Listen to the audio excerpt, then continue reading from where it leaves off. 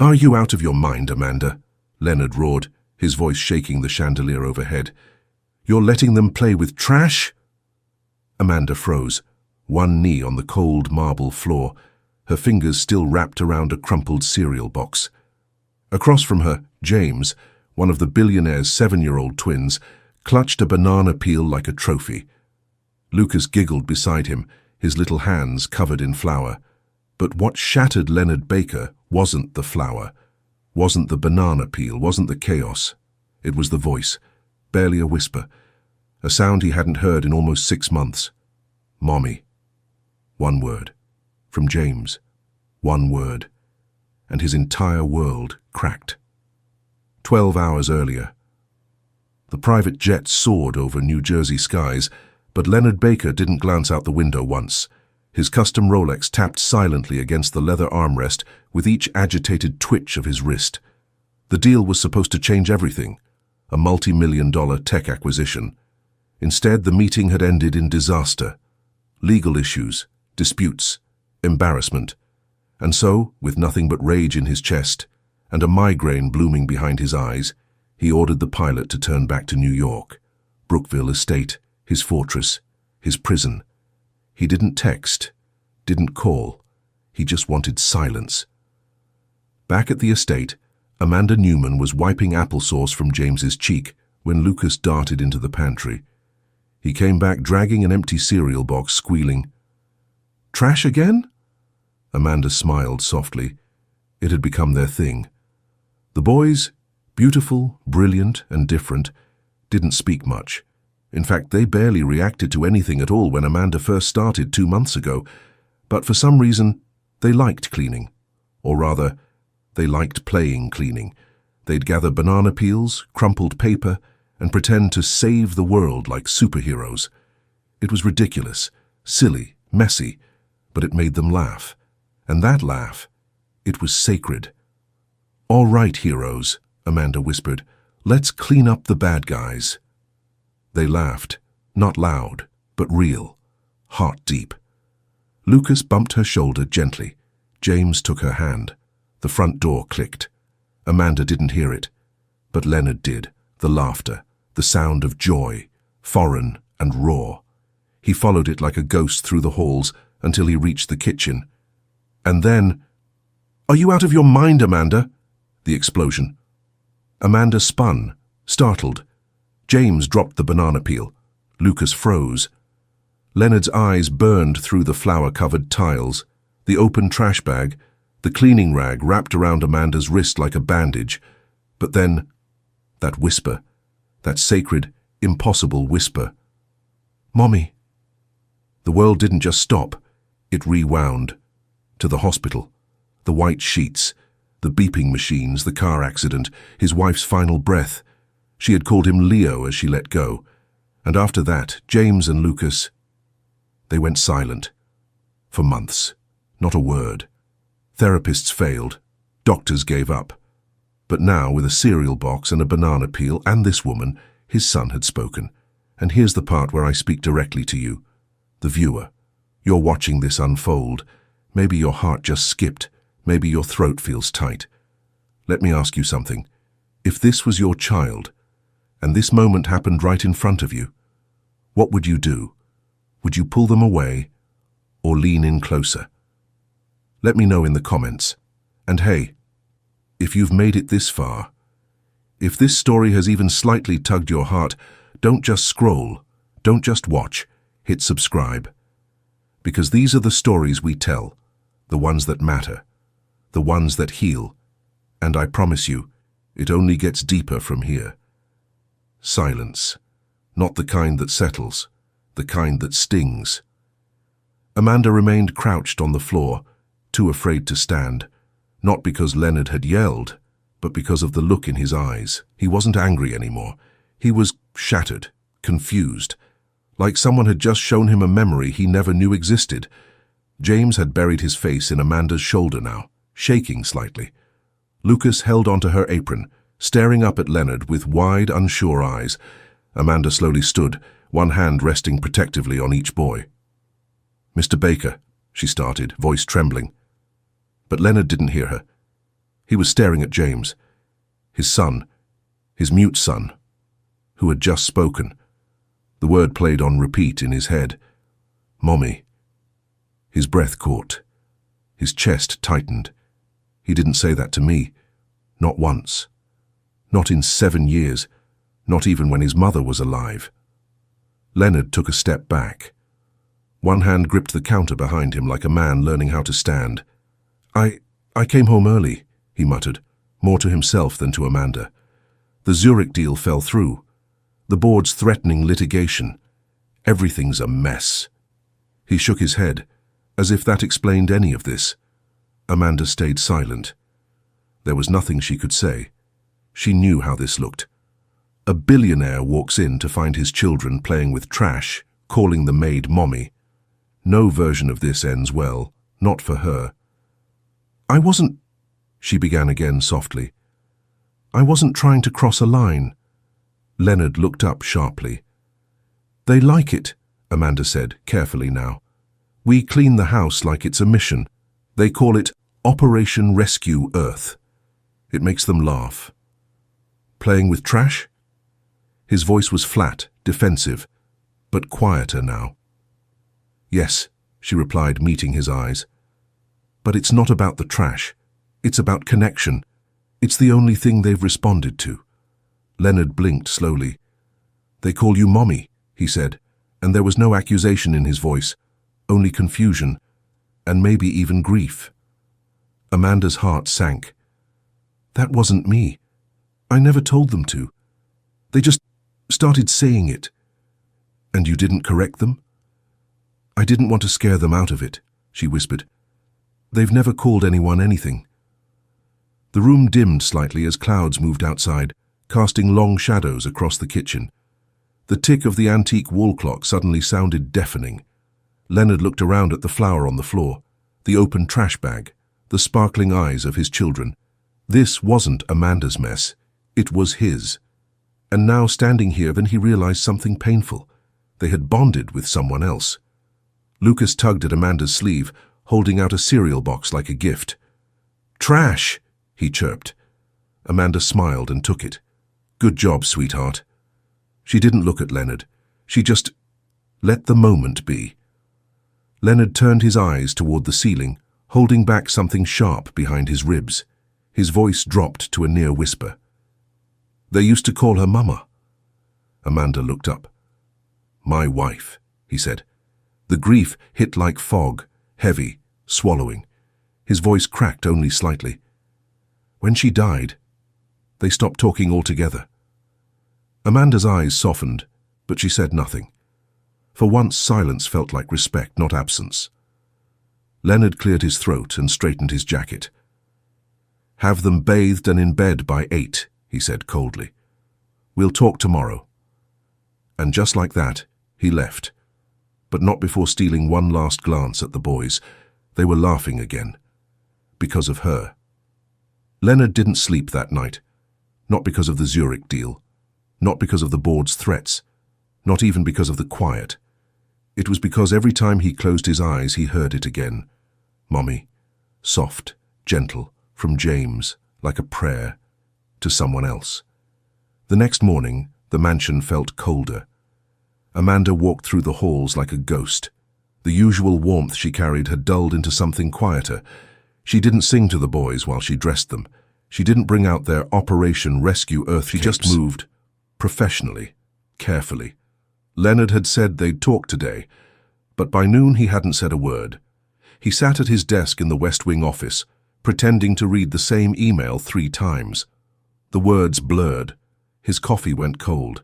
His mind kept returning to Amanda's voice. It's not about the trash, it's about connection. He scoffed under his breath. She was a maid, not a therapist, not a specialist. So why had James spoken to her? Why not him? He remembered the early days after the funeral. The twins didn't cry, didn't scream, didn't ask where Mommy went. They just shut down. And so did he. Downstairs, Amanda sat on the edge of the playroom sofa. James lined up building blocks by color. Lucas spun slowly in circles, humming. They were quiet again. She missed their giggles. the banana peel game. But she knew. The moment Leonard had stormed in, the boys had felt it. The shift, the fear. That kind of energy didn't go unnoticed, not by them. She touched her necklace absent-mindedly, a cheap, heart-shaped locket. Inside it was a photo. A little girl, 3 years old, gone now. Amanda blinked back the tears and stood. It was time to distract the boys. But just as she pulled out the puzzles, Leonard appeared in the doorway. She froze. He looked at her, not the boys. A word. Amanda followed him into the hallway. He didn't speak for a few moments. Then, "I think we need to reassess boundaries." Her heart dropped. "Yes, sir." "I appreciate what you've done with them," he continued, his tone clipped and distant. "But emotional attachment can be confusing for children like them." "For children like them or for fathers like you?" The question rose in her throat, sharp and angry, but she swallowed it. Instead, she said quietly, "Understood." Leonard turned, hesitated. "No more calling you Mommy. I never told them to." "I know." But it didn't matter. The damage in his mind was done. He started to walk away, but paused. "I'll be interviewing therapists next week. Professionals." Amanda nodded. "Of course." As he walked off, she whispered under her breath, "They don't need a professional. They need a parent." He didn't hear it. But Lucas, standing at the corner of the hall, did. His little face crumpled, and he retreated back into the room. That night, the boys were quiet again. They ate dinner without their usual wiggles. No giggles, no cereal box missions. Just silence. Leonard watched them from across the table, arms crossed. Amanda fed them gently, but didn't speak. And in that silence, and he felt something worse than guilt. He felt alone. Pause for a second. If you were Amanda, and the children finally felt safe with you, only to be told to pull away, would you stay silent, or would you fight for them? Tell me what you would have done, because sometimes silence isn't noble, it's surrender. Rain slammed against the windows of Brookville Estate, and the sky had gone a bruised shade of grey. It was the kind of storm that drowned cell signals and carved fear into silence. Amanda moved through the halls, folding blankets and checking the pantry. She'd stayed quiet all day, polite, distant, just the maid again. Leonard noticed. He also noticed how the boys noticed. James had begun stimming more, tapping the kitchen counter repeatedly, his knuckles red. Lucas refused to wear his favorite dinosaur slippers, a small rebellion, but one Amanda had come to understand. He was upset, but Leonard, he stayed upstairs pretending it didn't matter. It was just after 7:15 p.m. when Amanda heard it, the crash. A sharp sound from upstairs, followed by crying, real crying. Amanda dropped the laundry basket and bolted toward the staircase. Lucas had fallen. In the hallway outside Leonard's home office, the boy lay on the hardwood floor, tears streaking down his cheeks, one leg twisted unnaturally beneath him. "Baby!" Amanda gasped, dropping to her knees beside him. Leonard had just exited the office, startled. "What happened?" "I don't know," Amanda said quickly, cradling Lucas's head. "He must have run up the stairs while I was—" "Lucas, shh, baby, it's okay, I've got you." Leonard stepped closer, panic surfacing. "Call an ambulance." "No," Amanda said quickly. "No, wait. Look at him."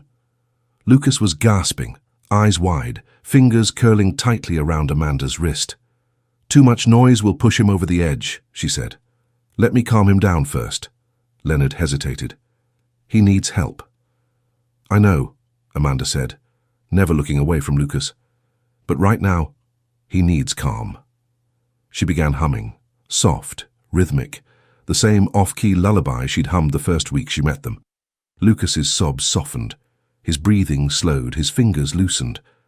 Leonard watched from the corner, stunned. "You knew what to do," he said finally, voice low. Amanda didn't answer. She just nodded. 15 minutes later, the private in-house doctor arrived. A quiet, grey-haired man who'd been on call for the Baker family for years. "He'll be fine," the doctor reassured them after the check. "Sprain, some inflammation, no break. Just keep him off his feet." "Thank God," Leonard muttered. Lucas lay bundled on the living room couch, eyes fluttering, Amanda stroking his hair. "I'll get out of your way," she said, standing. "No." Leonard's voice stopped her mid-step. She turned. "Stay," he said quietly. "Please."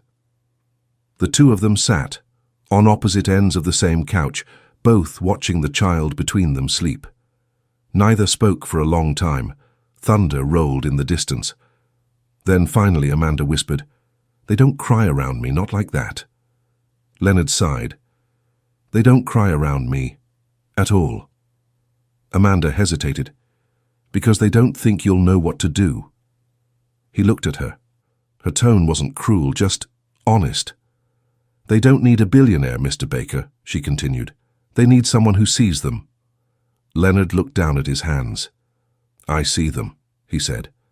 Amanda looked back at the boys, who were now curled together like two halves of one heart. "I think you want to," she said, "but you don't know how." The power flickered, the storm deepened, and for the first time in months, Leonard didn't walk away. He stayed. "Let's pause here, just for a moment, because if you're still watching this, and this story has pulled you in, and you're still not subscribed, you're not doing this right. Don't just watch people trying to heal.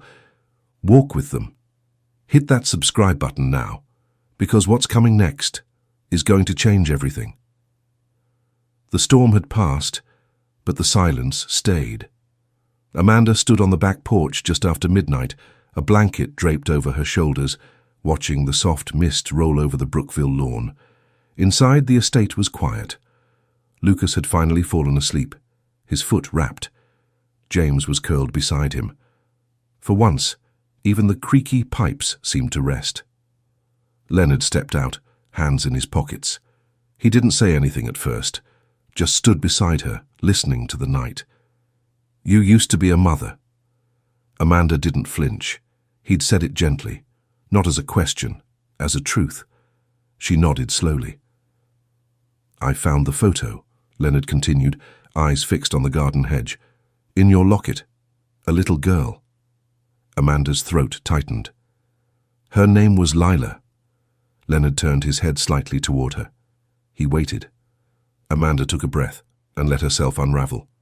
"She was 3. We were in Atlanta. I was working 2 jobs. Day shifts at a diner, night shifts at a hotel. I left her with my cousin while I covered a double." She paused, her jaw locking, voice catching. "There was a fire, electrical. Apartment building had violations, no sprinklers. Lila was trapped in the bedroom." Leonard said nothing. Amanda's hands shook. "She was scared of the dark," she whispered, "and I wasn't there." Silence hung between them like a wound.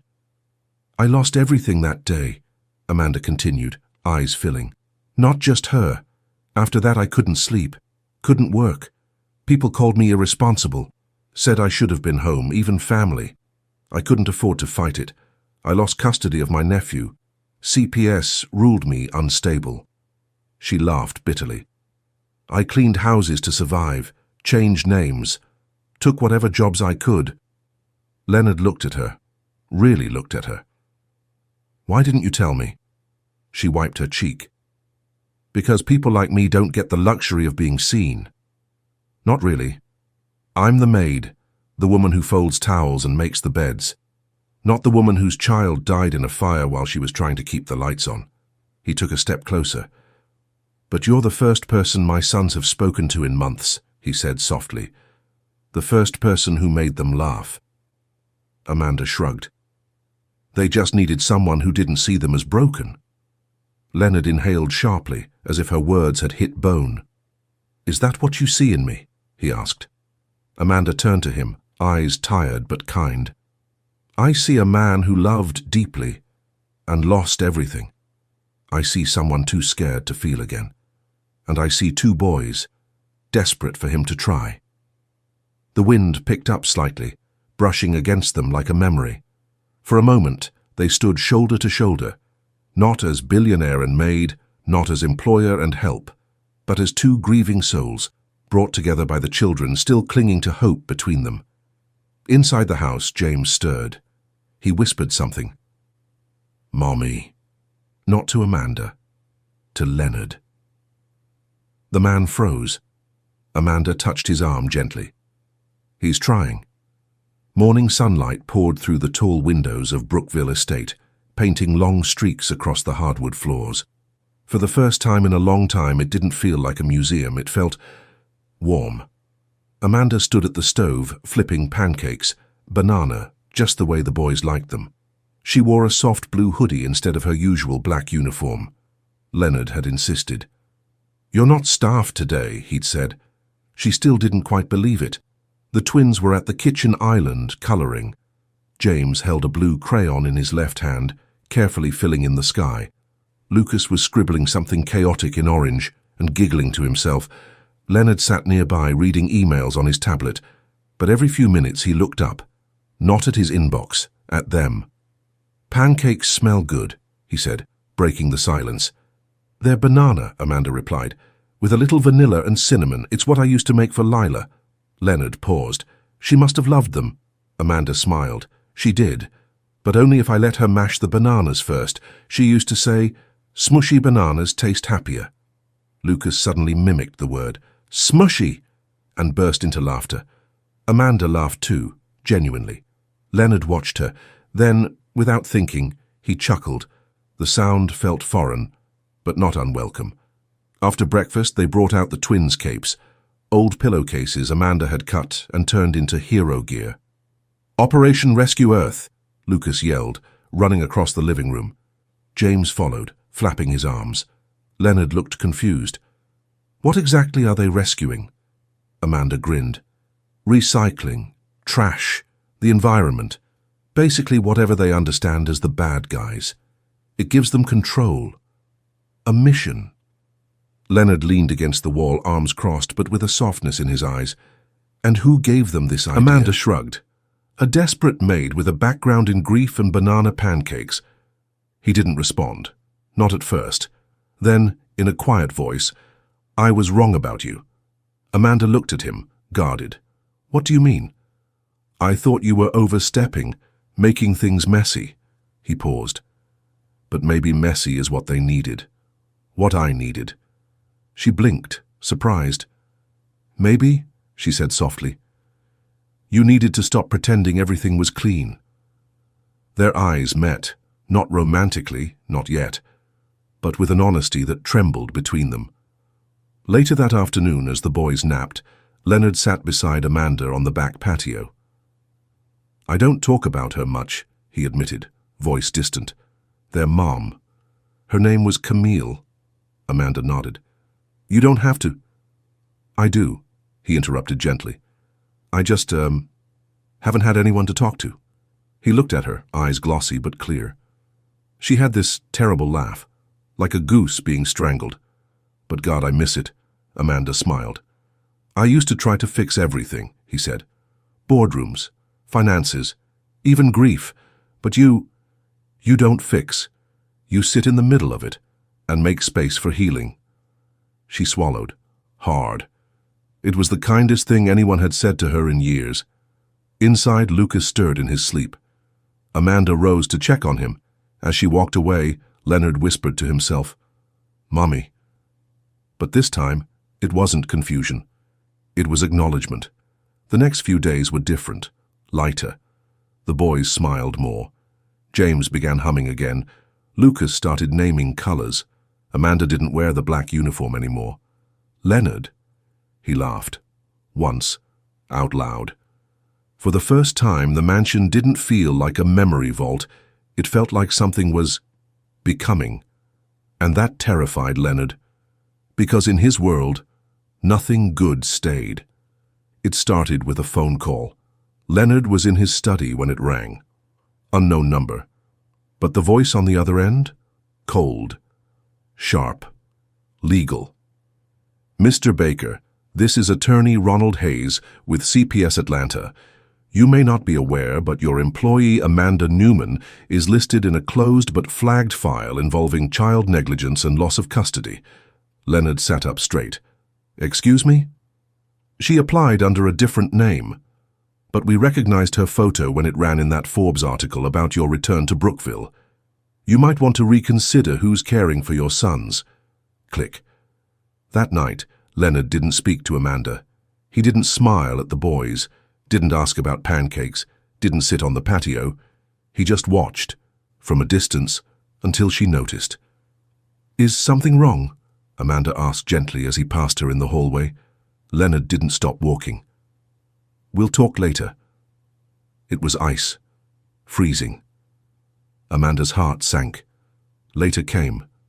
Too soon. Leonard was waiting for her in the living room, the boys asleep upstairs. In his hand, a printed report. CPS, custody file, her photo, her past. Out of the shadows. Amanda stepped into the room. The tension hit her like a slap. He didn't offer her a seat. "You lied," Leonard said. Amanda's throat tightened. "I didn't lie. You changed your name. You hid your record." "I survived," she snapped. "There's a difference." Leonard stood. "You were ruled unstable. You lost custody of a child. Because I was poor and alone." He held up the paper. "You could have told me." "And you would have what?" she shot back. "Fired me? Called CPS again? Judged me the way the whole world already did?" "I trusted you with my children," he shouted. "They're not just your children," Amanda yelled back. "They're human beings and who needed more than you were giving them." His voice dropped to a deadly whisper. "Get out." Amanda blinked. "What?" "You're dismissed. I'll have the agency send someone else tomorrow." She stepped back, shaking. "Leonard." But he was already walking away. She packed that night. One small suitcase, the same one she'd arrived with. The pillowcase capes, the boy's favorite, she folded gently and left on their dresser. She didn't say goodbye. She couldn't, because they might not understand.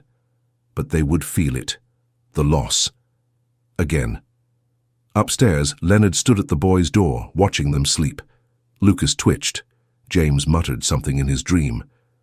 "Mommy." Leonard's face crumbled, but it was too late. She was gone. The next morning, the silence in Brookville Estate was louder than any thunderstorm. James sat at the breakfast table, pushing scrambled eggs across his plate with his spoon.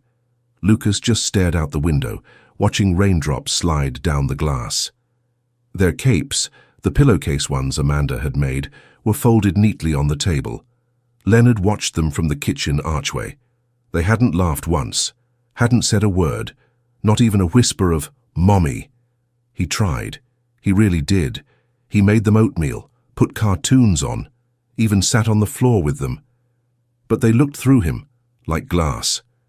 And in their silence, he finally understood. He hadn't just fired the maid. He'd sent away the only person who'd ever truly seen them. By noon, he was in his study, staring at the CPS report again, her mugshot. The words, "Negligent guardian, child fatality case, no charges filed." His chest tightened. She hadn't run from responsibility. She'd carried it like a stone around her neck, and still found the strength to love his children. He picked up the phone, dialed Amanda's agency. "She's no longer available," the woman said briskly. "We placed her with a family in Brooklyn, full-time, live-in." His hand clenched. A beat, then, "Do you have the address?" Silence on the line. "I'm sorry, Mr. Baker. That's confidential." Click. Upstairs he found James curled on Amanda's old couch in the playroom. He was holding the banana peel from last night's snack. "Trash," he whispered. It was the first word he'd said in 24 hours. Leonard knelt beside him, voice hoarse. "She's not coming back, is she?" James didn't answer, but his little hands wrapped around the banana peel. And for the first time in his life, Leonard understood what trash meant. It wasn't garbage. It was connection. Something messy, something real, something he'd thrown away. That night, he opened Amanda's file again. Not the CPS one. The one she had filled out when she applied. There, in tiny print, was an emergency contact. Mrs. Louise Greer. An old address in Harlem. He didn't think. He didn't plan. He just grabbed his coat and drove. The building was old, brick, weathered. Lights flickered in the hallway. He knocked on 3B. An older woman answered, cautious. "Louise Greer?" "Yes. I'm looking for Amanda Newman." The woman studied him for a moment. "You the billionaire?" He nodded. She opened the door slowly. Amanda sat at a tiny kitchen table, folding laundry. When she saw him, her hands stilled. She didn't stand, didn't speak, just stared. Leonard cleared his throat. "I was wrong." Silence. "I was scared, not of you, of how much you mattered." Still nothing. "I thought protecting them meant controlling everything, but all it did was kill the little joy they had left." Amanda blinked, once, but said nothing. "I saw what you did for them. I felt it, and I threw it away because I thought being strong meant being right." Finally, she spoke. "Why are you here, Leonard?" He swallowed. "Because I want to fix it." She looked down at her hands. "You can't fix children like James and Lucas. You have to feel them, every confusing, chaotic, beautiful part of them." "I'm trying," he whispered. She looked up. "Are you?" A pause. Then he said the one thing he'd never said before. "Please come back. Not as help, not as a caretaker, as someone who mattered." It had been 3 days. Brookville was quiet again, but not peaceful. Just suspended. Leonard sat in the boys' playroom, capes folded in his lap, waiting for 2 children who didn't want to play anymore. They hadn't laughed, barely spoke. James didn't even look at him. Lucas barely tolerated his touch. The spark was gone. And Leonard finally realized what it meant to grieve the living, because that's what he was doing now, grieving his sons while they were still breathing. Then the doorbell rang. Amanda stood in the foyer, a single duffel bag over her shoulder. She wasn't wearing a uniform. She wasn't there as help. She was there because she'd made a choice. Leonard met her eyes from across the marble floor, and for the first time in weeks he didn't look like a billionaire. He just looked like a man, tired, honest, open. "You said something," Amanda said softly, "that I felt them." Leonard nodded. "I need to know you mean it, Leonard," she continued, "because I won't come back into a house where love is locked behind money and pride." Leonard walked closer. "No more titles. No more pretending you're just staff," he said. "You were their mother when I couldn't be their father." Her eyes brimmed with tears, the kind that come when you hear the words you didn't think anyone would ever say. "They're waiting," he added gently. Amanda hesitated, then followed him up the stairs. The playroom door creaked open. James looked up first. He blinked, slowly. Lucas gasped, "Mommy?" Amanda knelt down, arms open, and they ran, capes in the air, banana peel in hand. They all cried, even Leonard, especially Leonard. Later that night, Amanda tucked the twins into bed. She kissed James on the forehead, then Lucas, then paused, and looked over at Leonard, standing in the doorway. She smiled. He smiled back. Weeks passed, then months. And slowly, a new routine emerged. Amanda moved in, not into the maid's quarters, but into a room of her own on the 2nd floor, next to the boys. Leonard stepped away from half his board seats, started coming home by 6, stopped pretending that grief had to be silent. They began having dinner together, not always talking, but always together. One day Lucas tugged on Leonard's sleeve. "Daddy, can we play trash?" Leonard blinked. Amanda looked up from the couch and smiled. Leonard grinned. "Operation Rescue Earth?" Lucas nodded enthusiastically. James brought him a banana peel. And so on the pristine kitchen floor of a $40 million estate, Leonard Baker, billionaire, CEO, former ghost of a man, sat cross-legged next to his sons and the woman who had brought them back to life, holding trash and laughing. Because in the end, the mess didn't matter. The love did. If you've watched this far, let me ask you something. Would you have given her a second chance? Would you have forgiven him? Would you have stayed when everything told you to walk away? Tell me in the comments. Do you believe that love can grow from broken places? And before you go, subscribe, because we're just getting started, and the next story might be your story.